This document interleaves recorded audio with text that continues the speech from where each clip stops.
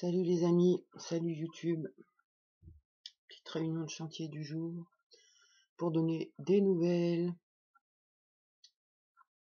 J'ai plusieurs choses à raconter. Je ne sais pas dans quel ordre, comme d'hab. Mais le premier truc qui me vient là comme ça, c'est ces derniers jours en fait où j'ai appelé plein de dentistes, une grosse dizaine de dentistes à peu près, pour demander un état des lieux de ma bouche. Juste un petit papier qui dit que la couronne est trop haute et que l'appareil est bancal. Eh ben, c'est impressionnant la peur que je leur mets juste en leur demandant ça.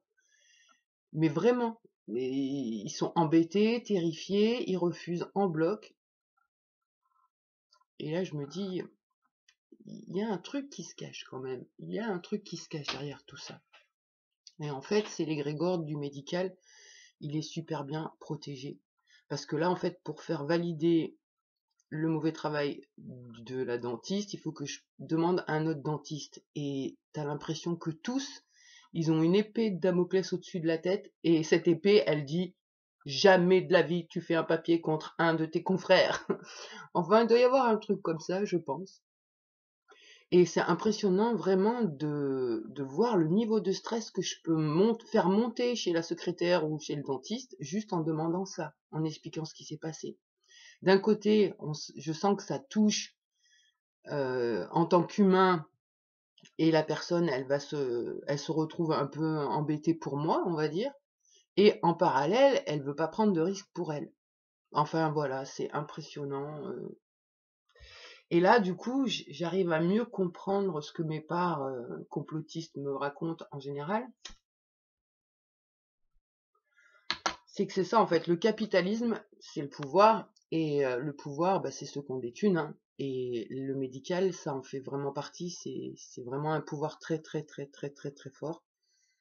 Donc eux, ils s'en foutent, ils ont des thunes, peut-être pas autant qu'ils voudraient, hein.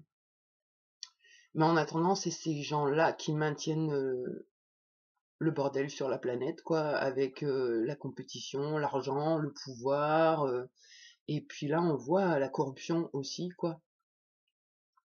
Et là, je me dis, c'est ouf quand même que ce soit des humains qui fassent fonctionner cette merde de pouvoir capitaliste. C'est-à-dire, ceux qui sont dans le médical, tant qu'ils ont leur survie et l'abondance, ils s'en battent les couilles de leurs frères, quoi. Alors que normalement, ils sont censés faire un métier d'aide. Mais un métier d'aide seulement si t'as des thunes. Bienvenue en France. Des trucs comme ça, je me dis en fait, on n'a aucun recours en France. Vraiment, que ce soit tu portes plainte contre les pédophiles, la plupart des juges le sont, donc du coup ça passe à l'as. Tu veux porter plainte contre le médical parce qu'ils t'ont fait de la merde, c'est le médical qui juge, donc ça passe à l'as. En fait, tout passe à l'as en France. Et limite, là, je me dis, écrire un petit courrier à la Cour européenne, je sais pas. Enfin bon, c'est effrayant de voir ça, mais en même temps, je l'avais vu, j'avais 5 ans, quoi. Et ça n'a pas évolué d'un pouce, hein. C'est-à-dire tous les humains continuent à courir après le fric. Allez-y, yeah, allez, c'est la fête. Enfin bon, voilà. Après, j'ai d'autres petites qui ont réfléchi sur le sujet de c'est quoi la vie, à quoi ça sert. Et je me rappelle petite, j'étais beaucoup à la campagne et j'observais les vaches. J'avais des copines, c'était des vaches. J'avais que des vaches comme copines d'ailleurs. Et, et je me disais, elles doivent s'ennuyer dans leur pré quand même. Et tout ça pour mourir à la fin. Et j'arrivais pas à comprendre pourquoi elles étaient vivantes. Et quand je demandais ça à ma grand-mère me disait que c'était pour nous nourrir. Et là, je sais pas si c'est la même petite, mais en interne, on s'est vraiment réconcilié avec la mort, je crois. C'est-à-dire qu'avant, on avait assez peur. Et là, on se rend compte que la mort nous a fait naître. Et elle va venir nous chercher. Et heureusement, parce que franchement, on voit cette planète de tarés, quoi.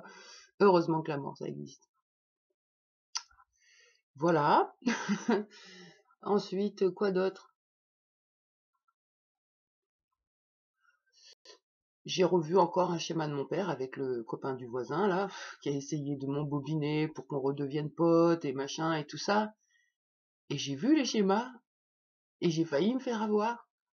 Et au dernier moment, j'ai mis un stop, quoi. J'ai dit stop.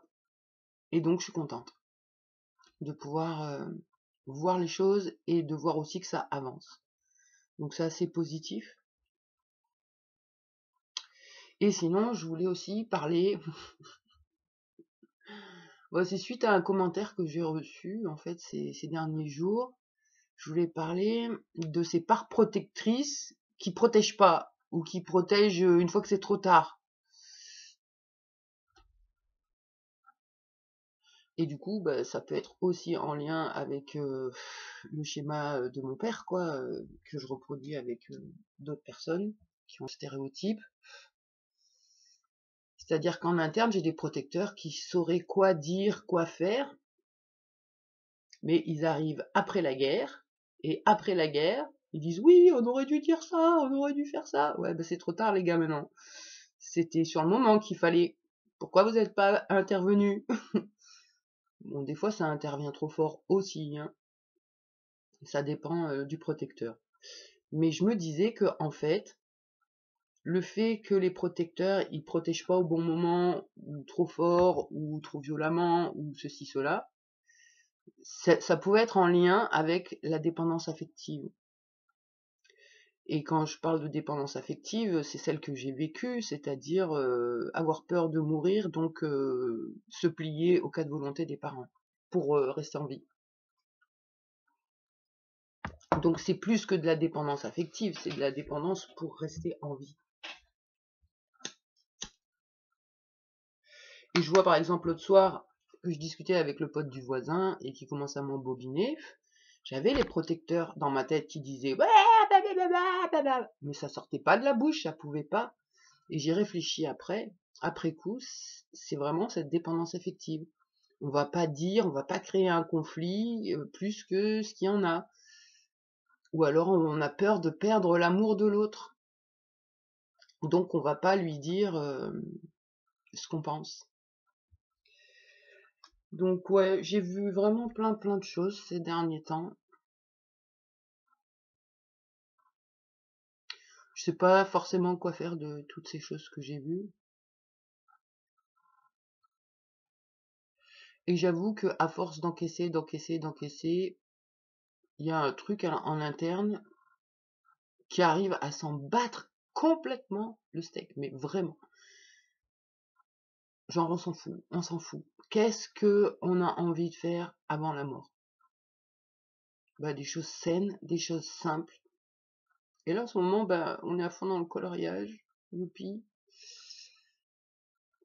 Et bah, on essaye de préserver le corps parce que bah là, méga grosse crise, je sais pas si c'est l'heure dans l'os, mais le corps a à peu près 90 ans, le moindre geste fait que on a l'impression qu'on va se démantibuler ou que les articulations vont sauter, enfin qu'on se déboîte de partout, et puis raccourci quoi, au niveau des muscles et une grande faiblesse musculaire.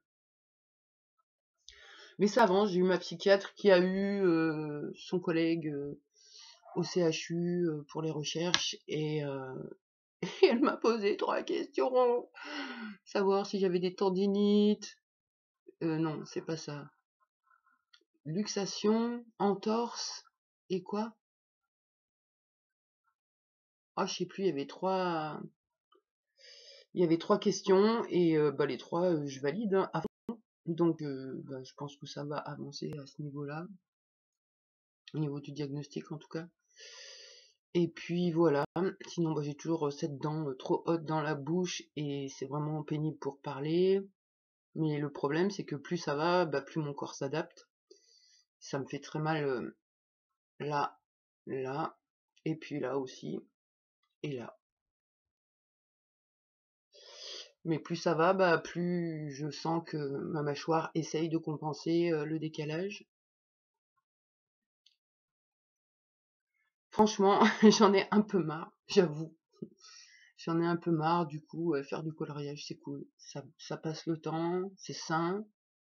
Je me prends pas la tête avec mes feutres. Ils essayent pas de me dominer ou de me dire ce que j'ai à faire. Donc c'est cool. Et pour en revenir au premier sujet des dentistes, de l'égrégore médical et tout, je pense réellement qu'il y a une histoire d'entité, d'égrégore derrière tout ça, mais maintenant, quoi faire contre des entités? Et c'est des entités qui ont mis en cage des humains, et il y en a plein des comme ça, à plein de niveaux. Et à mon sens, c'est ce qui fait qu'on n'est pas heureux sur cette planète alors qu'on pourrait vraiment l'être. Alors j'ai espoir que ça bouge et que ça évolue, mais ça fait peur quand même de se rendre compte de la puissance et du pouvoir qu'il y a derrière, et c'est pas au service de l'humain. Bon ben voilà pour ma petite vidéo du jour. En ce moment, on est dans les fleurs de vie. C'est très satisfaisant et très agréable, franchement, vraiment. Gros plaisir à faire ça. Bon, pas tout, hein, on fait plein de trucs. On a essayé des nouveaux feutres, mais ça se voit pas là, des feutres à paillettes, des feutres style effet métallique et tout. Donc bah voilà, occupation de la journée, et voilà. Bon, et ben, si quelqu'un a une idée pour les entités, les égrégores et ce genre de parasites, moi la seule idée que j'ai, c'est faire abstraction. Et voilà. Bon, et ben allez, bonne journée tout le monde, et à plus.